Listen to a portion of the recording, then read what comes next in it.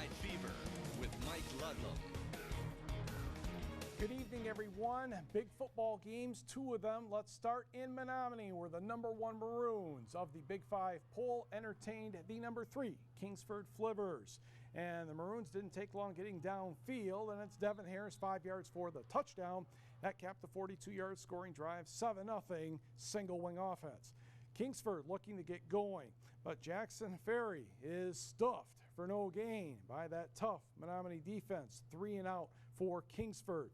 First play of the next series, the Flivers will be at the Menominee at the 33-yard line of Kingsford. That's a touchdown pass from Justin Berlinski to Harris, and it's 21-0. Menominee is off and running. Second quarter, 3rd and 8 Kingsford. Brody Sundquist looks like he has a chance to get a first down, but Ryan Francourt says, no, you don't. And the Flivers had a punt again, which means the Maroons would drive again. Berlinski, the pump fake, and Devin Harris near the goal line, down at the 2 to be exact. That sets up James Brown and his band of renown, who will go straight up the middle for the score. 28-0 Maroons at the half. They're still undefeated. 42-13, Menominee the winner over Kingsford.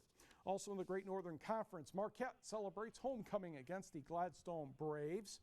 And we will pick up the action by saying congratulations and hello to the 1968 team that went 7-0-1. That's 45 years ago with good subtraction.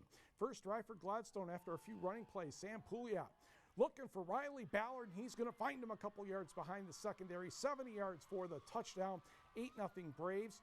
Ballard had 13 carries for 228 yards on the rushing side, too. He also scored 3 touchdowns. Marquette's first play, Brett Place back at quarterback after an injury last week. That's Brett Beauchamp following his blockers nicely. 12 carries, 252 yards, and a touchdown tonight. That was down to the 25. 3 plays later, Paul Smith will get into the end zone from about 5 yards. And Marquette would still be down a point, 8-7. Gladstone would have to punt. Marquette back in business. Paul Smith back in business. 4 or 5 yards or so. 14-8 Marquette with the lead with 5:36 left in the first quarter. Second quarter, Smith scores again, 21-8. They went over 1,000 yards in total offense between these two teams. Show that final. 63-32.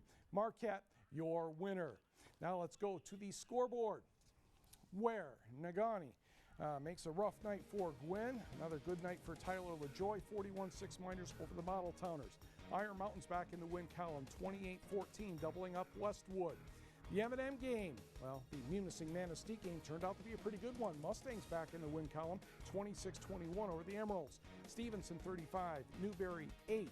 8 was the point margin as St. Ignace defeated Sault Ste. Marie 29-21. And Rudyard falls just a little short to Indian River Inland Lakes 28-24. Pickford strikes again. The Panthers defeat Pelston 29-0. And in the Battle of Baraga County, Jimmy Beaker had 3 touchdowns. Lance Purple Hornets over Baraga 52-0. Let's go to Houghton. Westpac action. The Houghton Gremlins at 3-1 taking on the undefeated 4-0 West Iron County Whitecons. Andrew Peterson for West Iron runs it in near the end of the first quarter to put the Whitecons on the board. And the Whitecons would continue in the second quarter as Chaz Johnett will get it close, and Mr. Peterson will take it in after that as he breaks a tackle and scoots a few more yards. And Peterson would score to make it 28-0 with 4 minutes left in the half. Houghton, though, had something up its sleeve. It's called get that fumble punt return to get everybody out of their lanes. And Thomas Schmidt said, ha-ha, 82 or so yards later, he scores. But West Iron County would stay undefeated with a 41-12 victory. Across the bridge in Hancock, the Bulldogs take on the Calumet Copper Kings. First half, no score, and the Bulldogs Calumet just can't find the end zone tonight because Hancock's defense pretty darn good. And Calumet's had a number of injuries. Finally, Hancock is going to get the ball and try to get going at midfield. And now a pass, and that doesn't work. Calumet just could not get anything going tonight, and Hancock your winner by the count of 8-0. Back to the scoreboard. Lakeland and Hubble defeats Ontonagon 48-6. Hurley, Mark Sari, 23 carries, 232 yards, and 3 scores. The Midgets blank Gogibic 30-0, and Northland Pines cruises past Ironwood 55-12. The other big game of the night, Number 1 Forest Park with the black and white Sox against number 3 North Central with the Red Sox in the Little 5 pool matchup. Start the game here. Lee Graff gets the ball, bounces off a couple of tacklers. He runs in 11 yards for the score. He had 24 carries, 163 yards, and 2 touchdowns, and we occasionally like to scare cheerleaders. Then North Central quarterback Rob Granquist is looking for Travis Vincent. Check this out. Yeah, one-handed catch. Way to go, Travis. Good for 30 yards. However, the drive would stall. Later in the second, Austin Snell will get the ball for the Trojans, and we will locate him shortly. There he is. And about 42 yards later, he is going to find the end zone. And Forest Park was off and running, and they would go on to win 35-8 over the Jets. Hop in the car. Let's go to Harris, where the home team, Bark River Harris, taking on North Dickinson. Third quarter action. And Matt Schultz is going to break some tackles. Oh, didn't even need a tearaway jersey. He scores on 11 yards to get North Dickinson back on the board. Jordan Sodergren rolls out, doesn't like what he sees, tucks it and runs to his left, picking up 15 yards, but the drive would fizzle out. And then the Nordics would come back with Mr. Schultz, and he is going to get 15 yards to the far sideline before he is knocked out of bounds in the neighborhood of the 10. And he would run it in from there. That made it 26-8. North Dickinson stays undefeated as well and makes the playoffs for a state record 23rd year in a row. Congratulations, Joe Redinger. 34-8. The Nordics win. Back to the numbers in 8-man football. You know, Jake Pearson usually has a pretty good night for Rapid River, and he did tonight.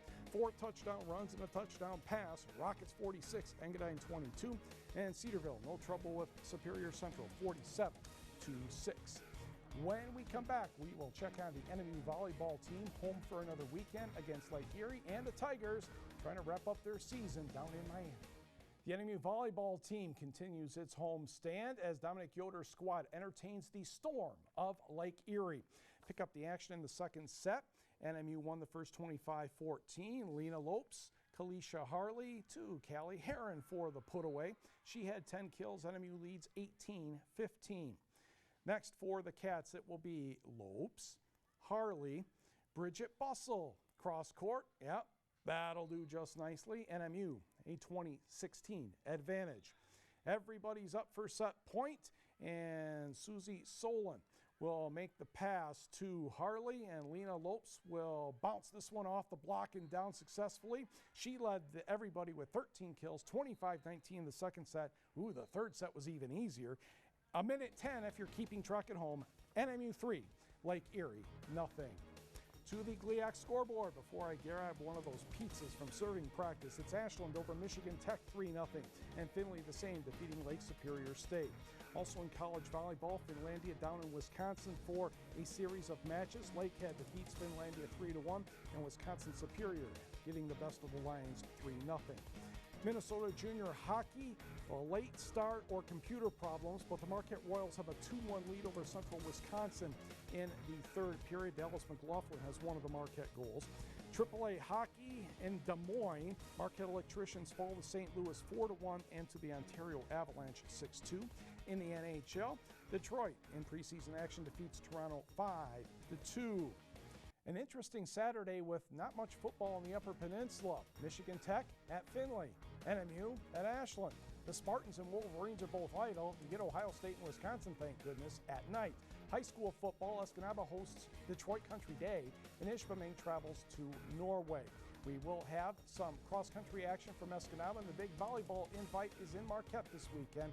So plenty of action still going on. Have a great one.